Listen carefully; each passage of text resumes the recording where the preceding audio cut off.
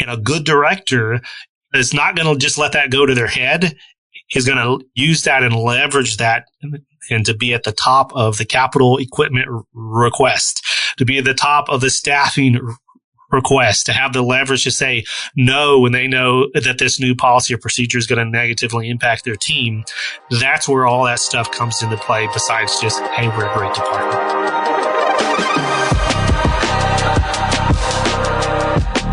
Rising above the buzz of ultrasonic cleaners and the clanking of stainless steel are the ideas and voices that are changing an industry. You're listening to the Beyond Clean podcast, the central nexus for the people, processes, and products that are improving our sterile processing world.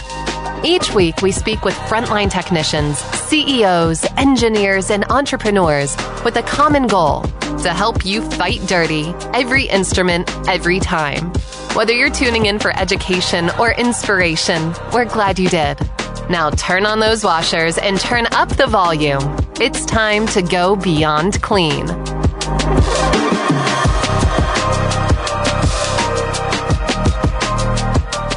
Welcome back to the Beyond Clean podcast. My name is Bobby Parker. I'm your host today, and today we're going to be talking about one of our favorite roles in sterile processing, the Sterile Processing Director. And before you hit skip on your podcast app thinking, I haven't got a director in my department, they are on the rise out there in the industry. And I think there's a lot that we can all learn about our sterile processing directors, what makes a good one, what makes a bad one, and whether or not you ought to be one. So joining me in this episode today is going to be our very own Hank Balch, who has a lot of thoughts to say on directors, as he has a lot of thoughts to say on everything SPD, but particularly on this topic because he's been a director. So hang tight with us when we take a break here for our sponsor, and we'll be right back with Hank Balch.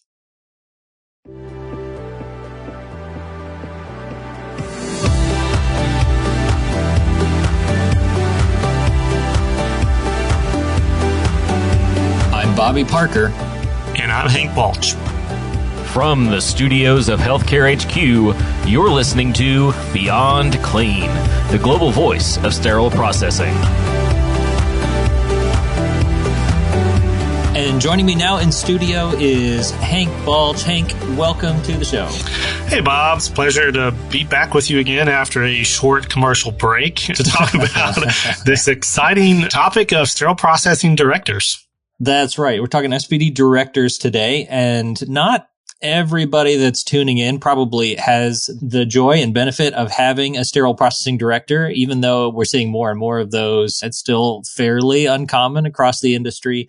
And a lot of times when you do have it, it's that system level director, maybe over 3, 4, 5 facilities. But I wanted to flip this one and ask you about directors, Hank, primarily because that's been a part of your background on your resume. You've been a director not only in Kentucky with me, but also in other places. And so I wanted to ask you a little bit about directors, what your experience has been like with that, and what a director does. So what do you think about all of that?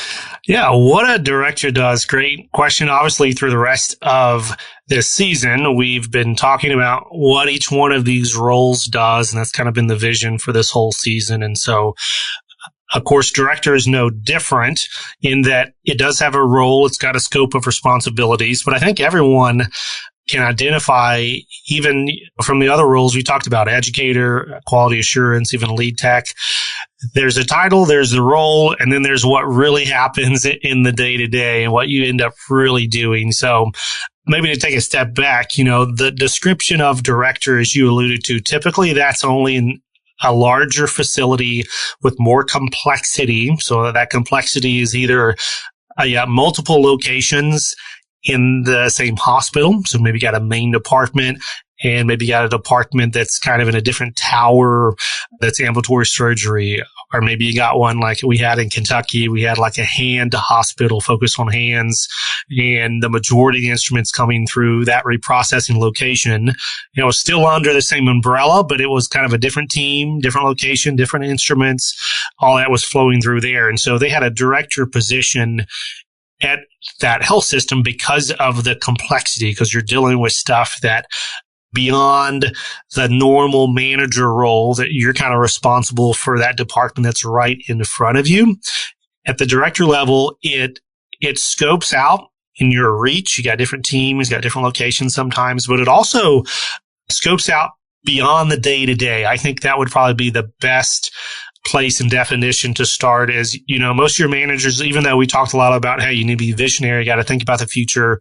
At the end of the day, the manager is still responsible for what's happening in that day to day in the department. But your directors really are tasked with, okay, if my day to day is taken care of by my managers or by my supervisors, what's tomorrow going to look like? Who is thinking about the new surgeons that are coming in, or the new towers that are being built, or the new clinics or doctor's offices that we're going to need to be reprocessing in, 6 months or 12 months? And a lot of that is falling on this director job title. Yeah, and so it is the NFL postseason right now. And so to kind of draw on a football analogy, like we often think of the manager as that, department quarterback who's giving directions, maybe calling plays, maybe the offensive coordinator. I don't know, however you sort that out. I often think of the director, and it's been my experience having directors as my fullback, like that guy who's there just to knock over the defensive tackle who's trying to get to you and make sure that you can run with the ball. Like they're there to remove obstacles.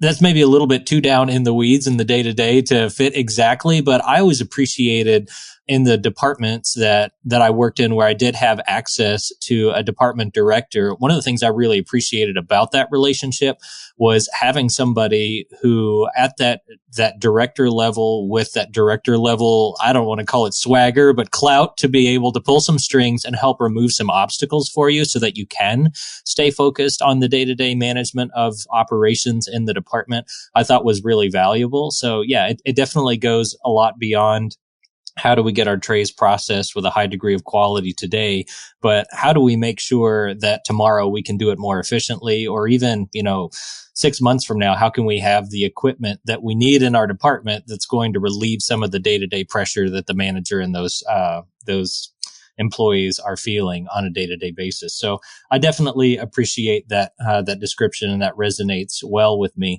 Hank, you've worked in a number of departments, and then through Beyond Clean, we've seen many, many more. What would you say is kind of a reasonable guesstimate of, who's got directors, and do you see the value in the departments that have implemented one?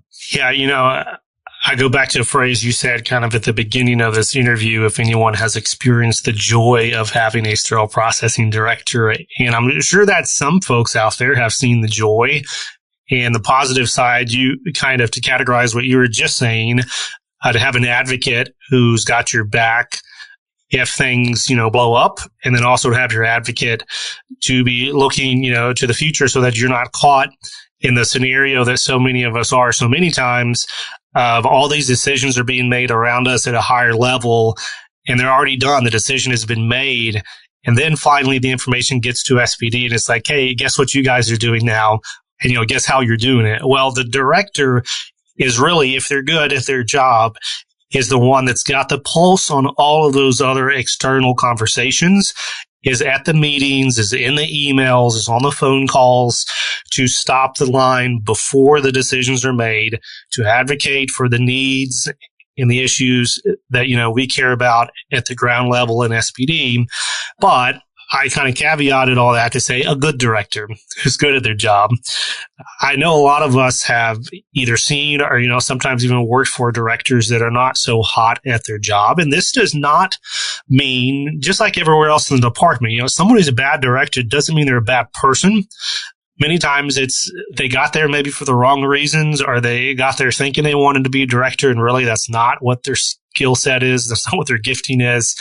Or, I've been in situations personally where you're a director and you've kind of got clout in title, but not really in support from your administration. And so your hands are tied and you can't do what you want to do as a director. And it's really hard communicating that down the line, the rest of the career ladder, down to your manager, down to your supervisor, down to your techs about, why Hank, as our director, can't get everything done that we want to get done or that he wants to get done. And, it's a struggle, and it's one of the balances that comes with leadership, identifying, am I the right person for this role? Is this role the right role for me? And do I have support at the administrative level? And do I have the respect and the support of my leaders underneath me, to do a good job? And if you don't have those things, you really need to question, maybe this is not the place for me. Yeah, it reminds me of the conversation, and I'm sure this is going to come up in our next episode as we talk about VPs, but it reminds me of the conversation that we had with Ben Broderson a number of seasons back about him moving from sterile processing and eventually onto a CEO of a healthcare facility, and him talking about that matrix level support of having the support of administration and the departments around you to be able to support you to do what's needed. That's certainly right for a director level position. And when you talk about evaluating the role for those maybe who have been a manager for a while and are exploring whether or not director is a right fit in that interview process, there's a lot of interviewing that you need to do of that role as well, because not every position is the same. And that's true all the way down to the technician level, but I think it varies a lot more the further up the chain you get. And is this a brand new role? They've never had a director before. It's already a dumpster fire and they're expecting you to come in and fix everything. That even may be a good scenario if they're putting all their trust in giving you the keys to the kingdom. But in a lot of cases, that wouldn't be the case and could be a very challenging role for you to be able to make an impact. So I appreciate the insight on that level. What advice would you have, Hank, then for the manager who's been working in sterile processing for a while and is kicking around the idea of directors and whether or not that would be a good step for them in their career? What kinds of skills should they be building to be an effective director, and what kinds of things should they be doing now to prepare themselves to take that next step in their career? Great question. It reminds me of an article that I wrote back, I think when I was a manager at this point, maybe a brand new director. And the specific title escapes me, but it talks about being a triple threat sterile processing leader. And kind of at that ground floor at the technician level that we talked about, you need the technical know-how. How does this department work? What's the workflow look like in sterile processing? As you move up, that second tier is the relational side of things. You know people. Do you trust people? Can you build teams? But then the third tier comes really big into this director role. That's the political skill set. So if anyone's sitting there thinking like, man, I love sterile processing. I love the technical side. I love the workflow. I love the people. I love building teams. It's great. You may thrive in the manager role, and then you may step into a director role and absolutely hate it because of the politics that's involved, because so much of being a good advocate and an effective director involves politics. It's, to not parse words here, it's, kissing butts, like shaking hands, not shaking babies, kissing babies, I guess. It's, just being smart about how you're leveraging what you need to support your team. And this may be, doctors that, personally you couldn't care for. They can go jump off a cliff somewhere or whatever, but they're your doctor at your facility. So you've got to strategically be thoughtful about building their trust and either keeping their respect or earning their respect as a director at the director to surgeon level, but also how can my team as a department now earn the trust of this surgeon? And how do I, as a director, communicate to my manager and to my department what they need to do so that I can gain trust with this surgeon or with the chief medical officer or with the CFO so that we can get what we need to get that new sterilizer? And all of that is political. It's not technical. It's not really about the relationships of the teams and such. It's about how can we do this strategically at the high level. So the big takeaway, I would say, for folks, either manager already, or, maybe you're just a brand new technician. You're like, one day I want to have that director position. You should really start asking yourself today, do you enjoy that kind of political dynamic? Can you navigate it? And do people tend to trust you? Can you build coalitions? And if the answer is no, that doesn't necessarily mean that you can't get there, but it just means that you have identified your kind of weakness right now that you need to practice and work on within your shift, within your current role and title, so that when that opportunity comes, you're ready to step on the big time. Because once you're there, if you're not good at the politics, you're going to get mowed over. No one's going to listen to you. You're not going to get any budget. You're going to be treated like you're just another person in the meeting that never says anything. And that's not the place that you want to be effective. Yeah, it's really useful. And when you say politics, I'm sure that's a trigger word for some people. And like they immediately go to, okay, so I need to be this, slimy reptile who makes promises and then figures out creative ways to lie about it and not follow through on them. And that's not the type of director that we're talking about. But the skill set and particularly the style of communication definitely changes. You almost have to learn a new type of language. We talk about this some with managers of being able to figure out what the data shows and being able to demonstrate in facts, or being able to negotiate a contract to be able to get savings. Like those types of things are valuable as a manager, but that's the daily bread of the director, of building trust, building relationships, crunching data, expressing needs, following up with administration.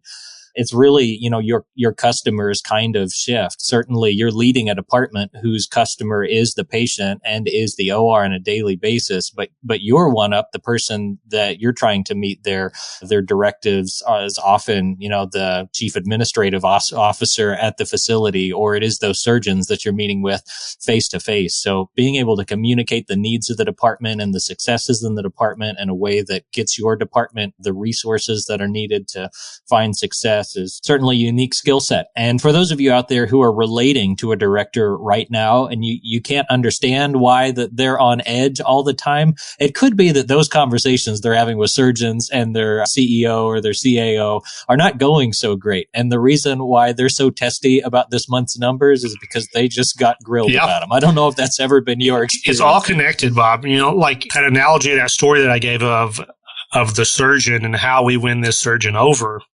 On the ground level, I need my technicians. If I'm a director, I need my technicians to get their trays right. Yeah, because we want them right for the patient. But also, every time they get them wrong, it degrades that trust and that credibility of me as a director in every single conversation that I have with anybody else that knows that we're not getting quality right, or that we're not communicating clearly, or we're not following through with what we say we're going to do as a department, even at the technician level. So yeah, it's really critical that directors, going back to the communication piece, that directors communicate that to their teams. Like, guys, if you want me to be as good and powerful of an advocate as I want to be, I need you to do your job so freaking excellently that when I walk into the room, everybody's like, oh, that's the director of SPD, and their team has got it going on. And we've been in departments like that, Bobby, where in these rooms with all these other directors and VPs, where our department used to be a problem child department on like the top 10 of the safety list of the hospital, went all the way to the other end of the spectrum. Like, man, something magical and qualitative and quantitative and cultural has happened there. And for better or for worse, whether they deserve it or not, the director gets all the shine and the glory for that. And a good director is not going to just let that go to their head. Is going to use that and leverage that and to be at the top of the capital equipment request, to be at the top of the staffing request, to have the leverage to say no when they know that this new policy or procedure is going to negatively impact their team. That's where all that stuff comes into play, besides just, hey, we're a great department. Yeah, that's so good. And I've been the recipient of some of those conversations where the CMO and the head of the risk department, whenever they're bringing on somebody new and risk, they're bringing them through sterile processing and saying, we want you to see this department because we think that they're the ones getting it right. When there's something wrong that goes on, there's a good catch that gets reported, and then they're doing a hard analysis to figure out what the source of that problem was and fixing it with a process. And we love what's going on in here. And that's a beautiful thing when you have that kind of trust. Hank, as we are turning the corner on our conversation towards the end here, I want to talk about one more relationship that's key to this director role working well, that's based on trust, and that's between the department manager and the department director, and how that one relationship and the trust that's between those individuals can dramatically change that role of what that director is going to be doing on a day-to-day basis. Because if there is no trust, then that director, and many times, has to step in as the de facto manager and get involved in those hiring and firing decisions, getting involved in speaking with staff members, getting involved with managing the daily data in the department. Whereas if you do have that trust built up and the manager is taking care of those daily operations, it frees up that director to be dreaming big, getting involved in contract negotiations, looking towards the future of what we can be as a department. And so just in your experience and perspective, how do you go about building the trust in that relationship, that director-manager relationship, in a way that's going to be fruitful and help the department flourish? Yeah. Another really, really important skill set. And, I want to put this in the category, like we're using the word trust, but also put it in the category of kind of a leadership radar. Maybe there's a better phrase for that, but what I mean is a good director will be able to sense good leadership, and they'll be able to sense maybe potential good leadership, but has some weaknesses that need to be kind of shaven off or improved or whatever. But they'll also be able to sense when this leader is not respected by their team, or this leader doesn't have a positive view of their team and is not doing anything proactive to cultivate their team. And I say that to say, as a director, you want to be very careful not to just wholesale trust everything that your manager below you tells you is going on in the department, about who's doing what and why they're doing it, about even what the manager is doing, unless you've already built that level of trust that you're saying, Bobby. Like, you want to have your leadership radar on and get a pulse of the leaders beneath your manager. What do your supervisors think about your manager? And how do you get that insight in a truthful way where they don't feel like you're going to go right back to the manager and be like, hey, Johnny doesn't like you. Johnny says you're not doing this. That's not what a good leader at the director level is doing either. But you want to get a sense of how trustworthy do the under reports of my manager perceive them, because the higher that trust is, then the higher that you can trust your manager is telling you what's really going on transparently in the department, so that you as a director can help them. And I've seen this in health systems that we've consulted with, of great teams, really bright director, broken manager who, for whatever reason, there's a fracture in trust and accountability with their team. And then there's a fracture with the full truth and nothing but the truth to their director. And so the director is giving bad advice to the manager is making bad decisions for the staff is not respecting them, and the whole thing just spins off the wheel. So I think cultivating that, Bobby, starts with transparency. And this goes both ways. I know I've been talking about the manager, but directors on the flip side, the more transparent you can be as a director to your manager on what the opportunities are, what the gaps are, what you can really get done this year versus what, hey, there's not really a chance that this is going to happen this year, so we need to look at a plan B. The more that your manager is going to trust you as a director, and the closer that relationship is going to be. That needs to be probably the closest relationship in the entire department is your manager director, but not close like us against everyone else. It's we're close because we're in alignment with the vision that we got to build everyone else in this department to be the absolute best they can be, pour into them resource-wise, pour into them recognition-wise. And if you can do that effectively, then it's us on the same side as our staff, and we're all on the same team. We're all pushing together because we know that's the goal. It's not the leaders versus the staff, and there's just constant back and forth and mistrust.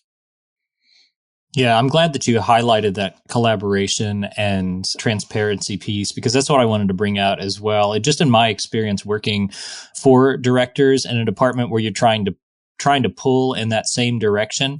If you want a recipe for disaster and just a downgrade in the overall morale in the department, it's to expect a department and a manager to carry out the vision of a director that's in opposition to what that manager has intended for the department. And so whatever that looks like, that coming together looks like, you've got to set up some frequent, intentional, transparent, respectful communication until you can figure out how to get aligned on those things and put some practical steps in place for how you're going to move in that direction. Because if it comes down to just a title war of, you have to do what I said because I'm your boss, then that manager either is going to leave or they're going to lead in a way that shows that, you don't want them going to the staff saying like, guys, I'm getting this from the top. We're just going to have to suck it up and do this, because that's going to be a disaster in the department. So I appreciate you highlighting that from the director's perspective of how important it is to win that manager over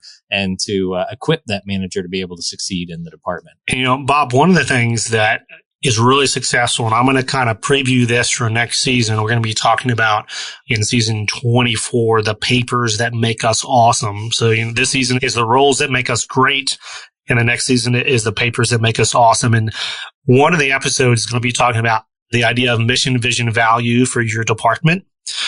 And if you've got a document, like think about it as kind of the Constitution. I'm not going to steal the thunder for that episode, but you got a Constitution for your department.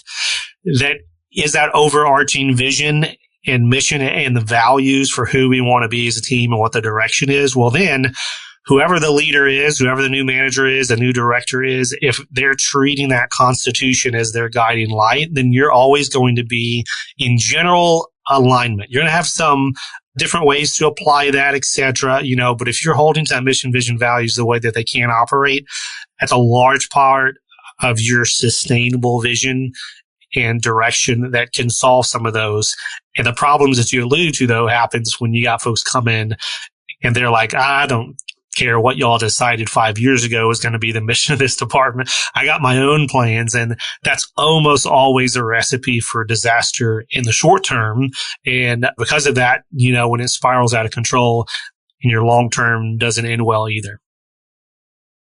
Yeah, absolutely. So as we wrap this one up and talking about directors in the department, I just want to pitch this out to our listeners. There's a lot of directors out there who listen in, and the problems that are faced by directors across the country, I'm sure vary widely, but there's a lot of things that are the same. If you have a great idea about something that just made a tremendous impact in your department that came from the director level that you want to write in about, I'd love to compile some of those things and put together a SPD Director's Handbook or something like that to go out to the industry, because there are a lot of new people stepping into this role over time, and being able to have some resources to be able to succeed, what the do's and don'ts are, I think could be really valuable. So with that, we're going to wrap our discussion on directors and look forward to our conversation on VPs next week. Thanks for joining me for this conversation, Hank. Yep, it's been a pleasure.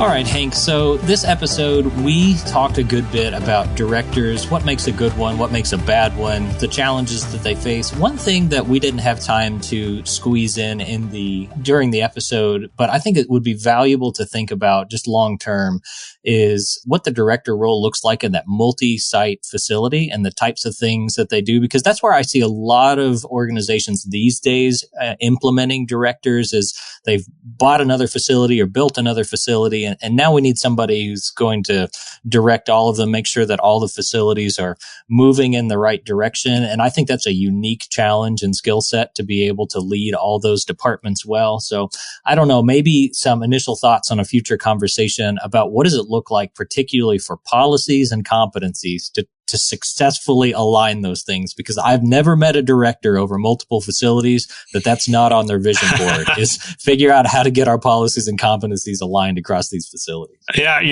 that is a great talking point for interviews. Also, if you're sitting in for an interview to apply for a director role, those buzzwords are standardization, scalability of processes, of policies, because that's where you get efficiencies. Is that if everyone around the same system is trained in the same way, we're using the same lingo, if the instrument database we're using is optimized and standardized, so much efficiency comes out of that. And that's definitely one of those kind of top tier multi-site director skill sets, I always say. The only other thing that I would add to that is just another call out. Depending on the projects your directors are working on at that level, if it's a new construction, that could take 90% of their available time during any given season of planning, constructions, meetings, etc., leaving only 10% of the rest of their time to do all the other normal director duties that may happen. And so it's very easy for directors who are not good at organizing their time or communicating to kind of lose track on, parts of their team during the busy director season. So I say that to say, if you've got a director who seems busy, not really checking in as often as maybe you would like, try to find a good, safe way to let them know that, hey, I need some more support. I want some more support. I know you're busy, but can we get a standing call on the calendar? Or can we schedule coffee every other week, just to get some face time so that they know what's going on? Because if they don't, they're not going to be very good advocates. And at the end of the day, end of the year, you're going to be disappointed with how they're able to structure what's happening in your department. So it shouldn't be your responsibility, but sometimes you just got to raise it to that level to make sure that your busy directors know, hey, I'm still here and I need some help.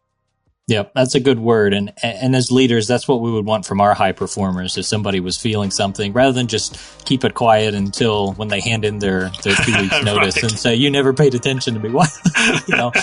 So yeah, do them the favor. All right, Hank, that's going to wrap it for directors. And so folks, until we get to continue this conversation about the roles that make us great, we'll tell you, as we always do here at Beyond Clean, keep fighting dirty. Thank you for listening to this week's episode of Beyond Clean. As a reminder, you can help support us by subscribing to Beyond Clean on your favorite podcast app, or by downloading the smartphone app on iPhone or Android. Simply search for Beyond Clean in the App Store or Google Play. The best thing about downloading the smartphone app is that you can access bonus content for certain episodes and view episodes in certain categories, like articles on the go and vendor spotlights. Are you following us on LinkedIn or Facebook yet? If you are and you love an episode or post, then let your social network know about it. Like, comment, or share our posts along with your thoughts and keep the conversation going. If you have any topics or guests that you would like to recommend for a future episode, just send us an email to info@beyondclean.net. We look forward to hearing from you.